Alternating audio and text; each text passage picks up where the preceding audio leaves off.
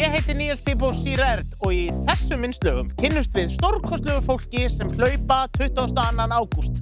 Fyrsti viðmælandi er einstaklingur sem hefur ekki látið neitt stöðva sig.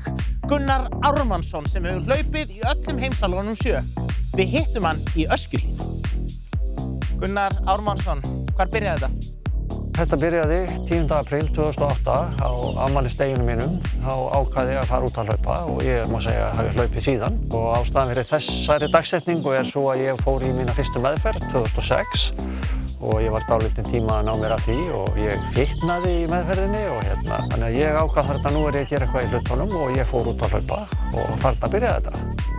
Maraþoninn sem eru hátt í 70 núna, þetta er náttúrulega gigantískur, þetta er gigantískt afrek. Já, ég lít reyndar ekkert á það sem sérstakt afrek. Þetta er bara minn háttur, margir gera eitthvað annað, sumir hjóla, sumir fara upp á fjöll og einhverjir hlaupa maraþon og ég er einn af þeim. Og það var nú kunningi minn góður úr hlaupasamfélaginu sem ég heyrði segja einhvern tímann að maður ætti alltaf að vera í formi til að geta hlaupið maraþon og ég bara tók það mjög bókstaflega, þannig ég er raunverulega alltaf í formi til að geta hlaupið maraþon.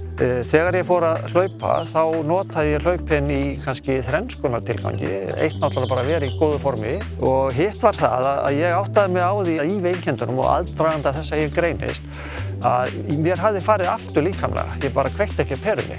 Þannig að með því að hlaupa þá hugsaði með mér að ég gæti mælt sjálfan mig. Og svo hitt sem er alveg frábært að það er að fara út í náttúruna, til dæmis á stað eins og hérna, hreinsa hugann, fara út að hlaupa og hugsa ekkert eða hitt að fara og hugsa. Þegar að kona mín heitinn greindist með sitt krabbaminn og dó í kjölfarið, að þá fór ég æði marga túrana bæði inn á hlaupabretti og eins bara út í náttúruna, bara til að hugsa lífið og tilveruna og í raun og veru undirbúa mig undir það sem var þá óumflýjanlegt.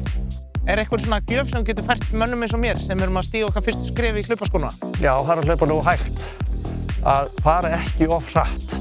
Og hver sem vegalengdin er, að þú þarft að hafa orku til að klára þetta og þú vilt fara hratt eða svona fylgja einhverjum sem er að unda þér. Ekki gera það. Hlauptu þitt eigið hlaup og bara fyndu hvernig þið líður og láttu þið líða vel. Síðan þegar þú ert búinn að ná meiri reynslu þá getur þú farið að byggja ofan á þetta og setja þér önnur markmið. Hlaupa nógu hægt, finna sinn hraða og viðhalda honum. Ég ætla að gera það. Ég ætla að hlaupa í Reykjavíkurmaraþoninu. Frábært. Gunnar, það var dásamlegt að kynnast þér. Já, Takk fyrir.